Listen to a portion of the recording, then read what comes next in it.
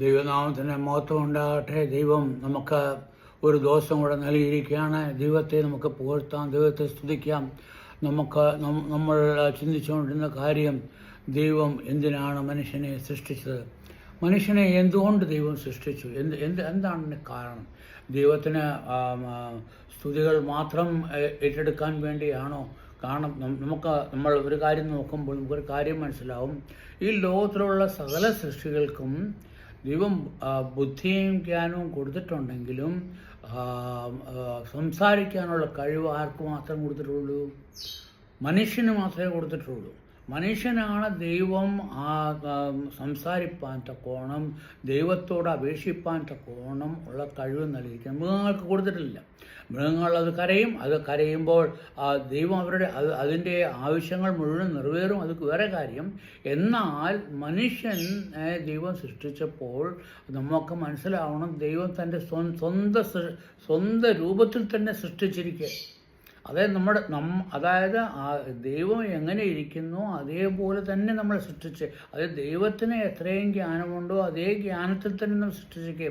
അല്ലെങ്കിൽ ദൈവത്തിന് ഉള്ള എല്ലാ ഇതും ഉണ്ടല്ലോ, ഓംനി പ്രസൻറ്റ്, ഓംനിഷ്യൻസ്, അല്ലെങ്കിൽ ഓൾമൈറ്റി. അവൻ ആ ദൈവം സൃഷ്ടിച്ചപ്പോൾ നമ്മളെയും അതേ രീതിയിൽ തന്നെയാണ് സൃഷ്ടിച്ചത്. നിങ്ങൾ വിചാരിക്കരുത്, അല്ലെ ആരും വിചാരിക്കരുത് ദൈവം മനുഷ്യനെ ഇതേപോലെ ഉണ്ടാക്കി ഇപ്പം നമ്മളുള്ളതുപോലെ ഉണ്ടാക്കിയിരിക്കുകയാണ്.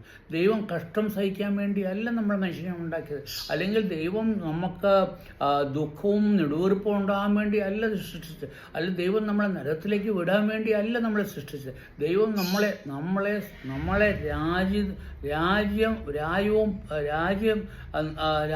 രാജ്യത്തിൻ്റെ രാജാക്കന്മാരായാണ് സൃഷ്ടിച്ചിരിക്കുന്നത്. എന്തുകൊണ്ട് രാജ്യത്തിൻ്റെ രാജാക്കന്മാരെന്ന് പറയുമ്പോൾ, രാജാക്കന്മാരുടെ ഉദ്യോഗം എന്തെന്ന് പറഞ്ഞാൽ അവരാണ് ആ രാജ്യത്തിലുള്ള ആൾക്കാരെ ന്യായം വിധിക്കുന്നത് മാത്രമല്ല, അവർക്ക് എന്തെങ്കിലും ആവശ്യമുണ്ടെങ്കിൽ രാജാവിൻ്റെ മുമ്പിൽ ബോധിപ്പിച്ചു കഴിഞ്ഞാൽ എന്ത് ചെയ്യും? ആ രാജാവ് അതിനുള്ള കാര്യങ്ങൾ ചെയ്ത് അവൻ്റെ ആവശ്യങ്ങൾ നിറവേറും. അങ്ങനെ മനുഷ്യനെയും അതേപോലെ സൃഷ്ടിച്ചത്. അതുകൊണ്ടാണ് മനുഷ്യനെ നമ്മൾ നോക്കിക്കഴിയും, മനുഷ്യനല്ലാതെ വേറെ ഏതെങ്കിലും മൃഗങ്ങൾ മറ്റുള്ള ഏതെങ്കിലും മൃഗങ്ങളെ സഹായിക്കുന്നുണ്ടോ? അതിനെ കടിച്ചു കീറി കൊല്ലാൻ വേണ്ടി അല്ലാതെ വേറെ എന്തെങ്കിലും ശ്രമിക്കുന്നുണ്ടോ?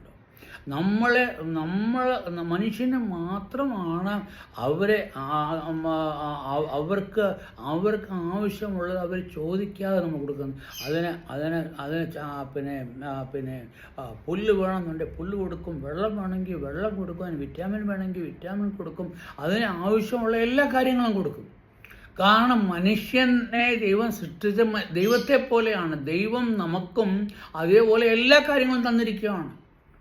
അതുകൊണ്ടാണ് വെളിപ്പാട് പുസ്തകം പുരോഹിത വർഗം എന്ന് പറഞ്ഞാൽ നമുക്ക് രണ്ടാമത്തെ ഡ്യൂട്ടി എന്ന് പറഞ്ഞാൽ നമ്മൾ ദൈവത്തെ ആരാധിക്കുക, അല്ലെങ്കിൽ ദൈവത്തിനോട് നേരിട്ട് സംസാരിക്കാനുള്ള വ്യക്തികളാണ് നമ്മൾ.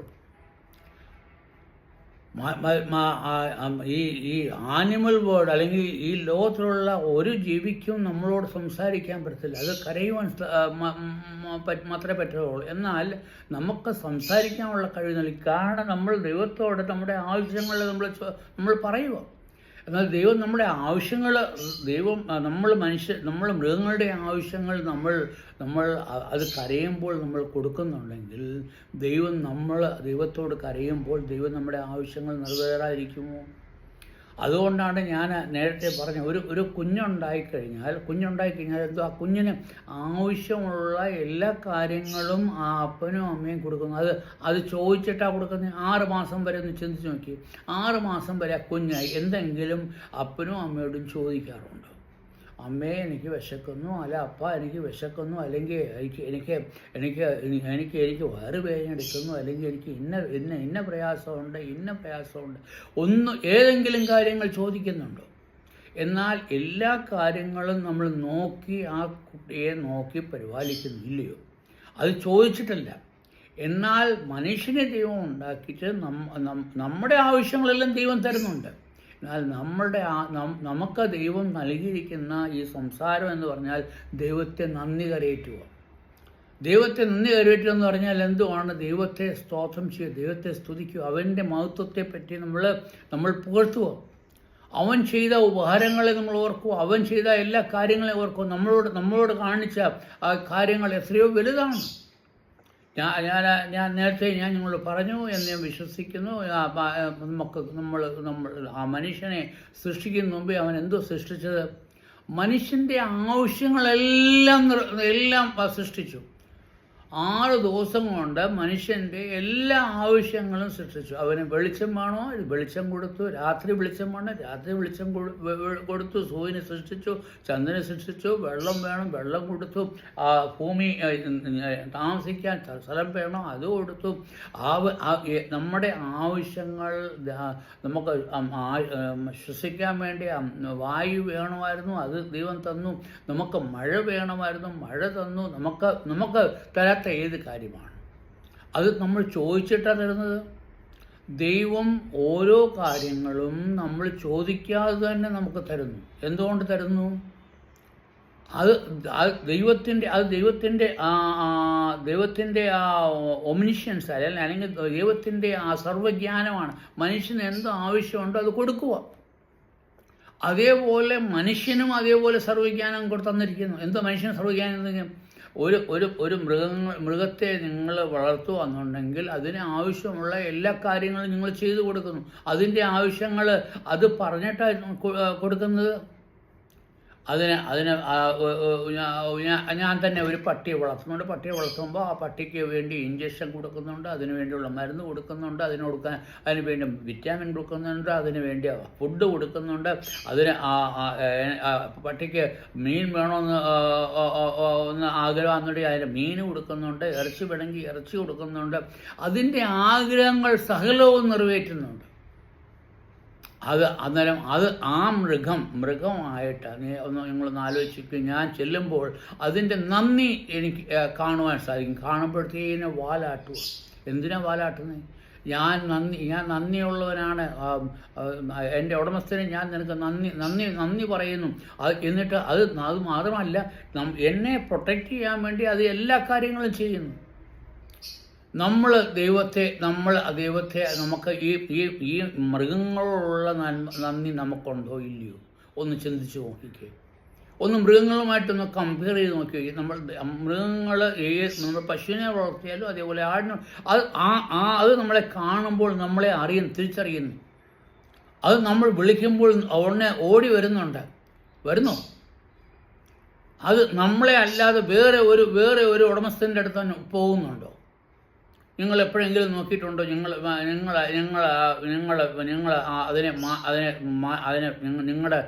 അതിനെ മാറ്റിക്കഴിഞ്ഞു കഴിഞ്ഞാൽ, അല്ലെങ്കിൽ നിങ്ങൾ ഉടമസ്ഥാനെ മാറ്റിക്കഴിഞ്ഞാൽ അത് നിങ്ങളുടെ അടുത്ത് പോകാൻ തക്കോണം ആഗ്രഹിക്കും. അവൻ്റെ നന്ദി ആരെടുത്താം? വളർത്തി അവൻ്റെ അടുത്താണോ നന്ദി? നമുക്ക് ആ നന്ദിയുണ്ടോ? ദൈവം നമ്മളെ സൃഷ്ടിച്ചിട്ട് ദൈവത്തിന് നന്ദി നമ്മൾ എത്ര കൊടുക്കുന്നുണ്ട്? നമ്മൾ ഉണ്ടാക്കിയ ദൈവത്തെയാണോ നമ്മൾ സ്തുതിക്കുന്നത്, അതോ ഉണ്ടാക്കാത്ത ദൈവത്തെയാണോ സ്തുതിക്കുന്നത്? ഞാൻ ഇവിടെ ഉണ്ടാക്കിയ ദൈവവും ഉണ്ടാക്കാത്ത ദൈവവും എന്ന് പറഞ്ഞാൽ, ഉണ്ടാക്കിയ ദൈവമാണ്. സർവജ്ഞാനിയായ സർവേശ്വരനായ ലോകാധിപതിയായ ആ ദൈവം, സ്വർഗത്തിൽ വാഴുന്ന ആ ദൈവം പിതാവ് പുത്രൻ പരിശുദ്ധാത്മ ആ ത്രിയേക ദൈവം ആണ് നമ്മുടെ എല്ലാ കാര്യങ്ങളും നിറവേറുന്നത്. നമ്മൾ നമ്മൾ പൂജിക്കുന്ന ആരെയാ? കല്ലിനെയും മണ്ണിനെയും തടിയെയും ഇരുമ്പിനെയും അല്ലെങ്കിൽ സ്വർണത്തെയും.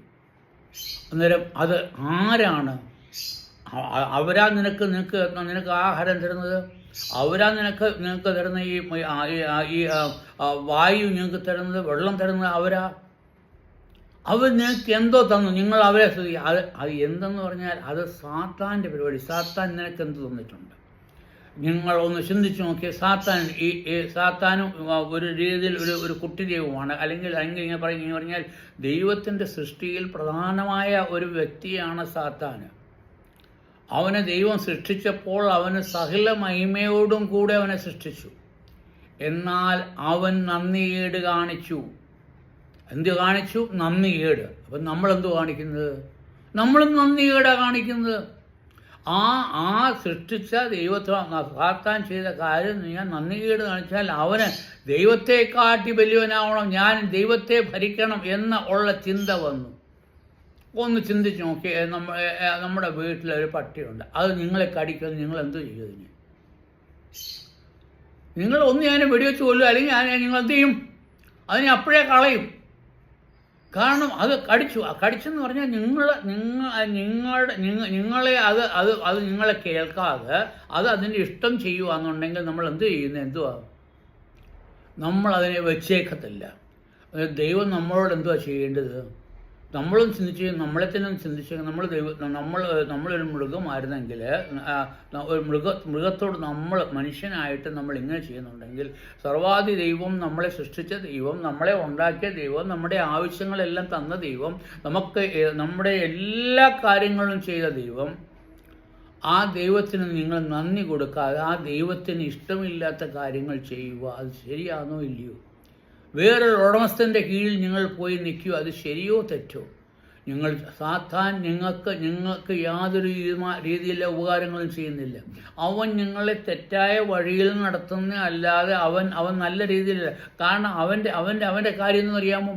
ഈ ദൈവത്തോട്, അതായത് അവൻ മർദ്ദലിച്ച ആ ദൈവത്തെ നമ്മളും മർദ്ദലിക്കണം. അല്ലെങ്കിൽ ആ ദൈവത്തിന് അവൻ നന്ദി കൊടുത്തില്ല, അതുകൊണ്ട് നമ്മളും നന്ദി കൊടുക്കരുത്. അതുകൊണ്ട് നിങ്ങൾക്ക് അവൻ പറയുകയാണ്, നിങ്ങൾക്ക് ദൈവം വേണോ? പേടിക്കേണ്ട, ഞാൻ കല്ലുകൊണ്ടുണ്ടാക്കിയാൽ, മണ്ണുകൊണ്ടുണ്ടാക്കിയാൽ, അല്ലെങ്കിൽ ഇതുകൊണ്ടുണ്ടാക്കിയാൽ, അല്ലെങ്കിൽ നീ ഏതെങ്കിലും ഒരു മൃഗങ്ങളെ നീ വെച്ച് ദൈവം നിനക്ക് വേണോ? ദൈവം അല്ലേ വേണ്ടത്? നിങ്ങളതാണോ ചെയ്യുന്നത്? അന്നേരം നിങ്ങളും മൃഗങ്ങളുമായിട്ട് ഒന്ന് കമ്പയർ ചെയ്ത് നോക്കിക്കേ. ആർക്കാണ് നന്ദി കൂടുതലുള്ളത്? നിങ്ങൾക്കാണോ നന്ദി കൂടുതലുള്ളത്, അത് മൃഗങ്ങൾക്കാണോ നന്ദി കൂടുതലുള്ളത്? നമ്മൾ മനുഷ്യർ, ദൈവം മൃഗങ്ങൾക്ക് സംസാരിക്കാൻ പറ്റുമോ? ഇല്ല. എന്നാൽ നമുക്ക് സംസാരിക്കാൻ പറ്റുമ്പോൾ നമ്മൾ ദൈവത്തിന് നന്ദി കൊടുക്കാറുണ്ടോ? നമുക്ക് ദൈവത്തെ സ്തുതിക്കാറുണ്ടോ? ദൈവത്തെ പുകഴ്ത്താറുണ്ടോ? ദൈവത്തിനെ നമ്മൾ ദൈവം ചെയ്ത മഹത്വത്തെ നമ്മൾ എന്നും നമ്മൾ സ്തുതിച്ച്, ഓ ദൈവമേ, നീ എത്ര വലിയവൻ, നീ എൻ്റെ എല്ലാ ആവശ്യങ്ങളും ഞാൻ ചോദിക്കാതെ നിറവേറ്റുന്നു എന്ന് പറഞ്ഞുകൊണ്ട് നമ്മൾ ദൈവത്തിൻ്റെ മുന്നിൽ വീഴുന്നോ ഇല്ലയോ? ഇല്ല, നിങ്ങൾ വീഴുന്നില്ല. എൻ്റെ സമയം ഇവിടെ അതിക്രമിച്ചു പോവുകയാണ്. ഞാൻ നിങ്ങളോട് പിന്നെയും പറയുകയാണ്, ദൈവം മനുഷ്യനെ ഏറ്റവും ഉന്നതമായ രീതിയിൽ സൃഷ്ടിച്ചു. ഉന്നതമായ രീതി എന്ന് പറഞ്ഞാൽ ദൈവത്തെ പോലെ തന്നെ സൃഷ്ടിച്ചു.